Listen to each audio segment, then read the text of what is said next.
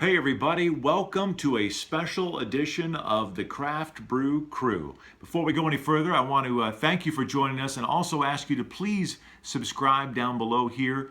This special edition of the Craft Brew Crew is to just tell you quickly about Nanobrew Fest. It just happened this past Saturday in Kansas City, and it is such a fabulous event that I really felt like I needed to dedicate a couple of minutes to telling you about it. In case you missed it this year, you have a chance to maybe check it out next year in 2018. Look, there are a lot of beer festivals in the Midwest and several of them that take place in Kansas City.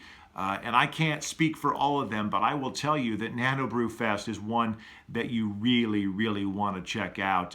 What I like most about Nanobrew Fest is that it's basically all nano breweries and honestly mostly home brewers. And I just have this strong love for home brewers. Number one, because I'm too lazy to brew beer myself. I love drinking beer, but I just don't have the knack or desire to want to brew my own beer. So I love these home brewers. They do such a fantastic job. And even nano brewers too. They're not scared to take some risks, which makes the beers very special to them and to also myself and you, the drinkers.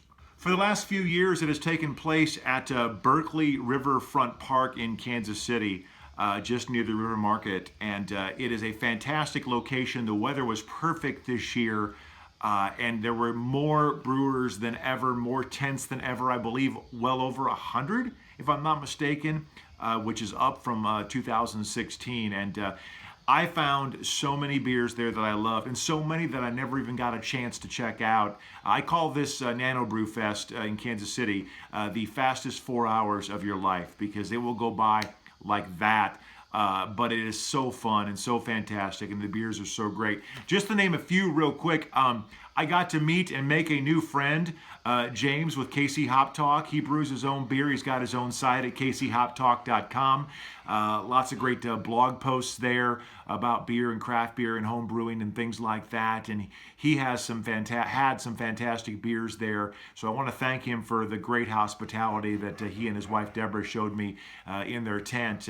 And also, I found a few other beers that I got to mention here. One that really caught my attention and that I turned a few of my friends on that were there at the Nanobrew Fest.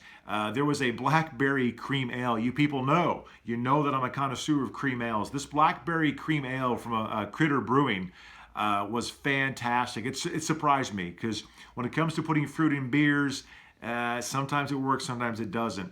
But this worked really well, and we all really liked that beer from Critter. It just so happened right next door to them, Blind Piper Brewing had a Dreamsicle. I believe it was a cream ale. It may have been a pale ale. I don't remember now for sure. But it worked so well. It was orange and vanilla mixed in, and you couldn't really taste the hops, which was okay because it was more about the orange and the cream. It was really surprisingly good. And I say surprisingly because a lot of times when you drink beers with orange in it, you don't get the orange. You did in that one. It was a really good beer. And to jump back to my buddy at KC Hop Talk, James, he had a variety of beers. A couple that I wanted to mention because I think they're worth mentioning is he has his own version of Bass Pale Ale. He calls it My Bass, and it was great because it wasn't overly hoppy. It was just a really good, fine-tasting beer.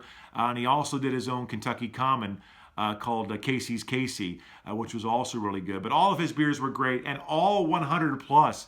Just thank you so much. If you've not checked out KC Nanobrew Fest, you're missing out, and you got to keep your ear to the ground and check it out in 2018, because it's worth every penny. It's worth every minute you spend there. The beers are fantastic. The people are fantastic. And I can't speak highly enough of all these great brewers that do this for us, to let us sample their beers. It's great for everybody. We get to drink great beer, and they get to get feedback on their homebrewed beers. So you can't beat it.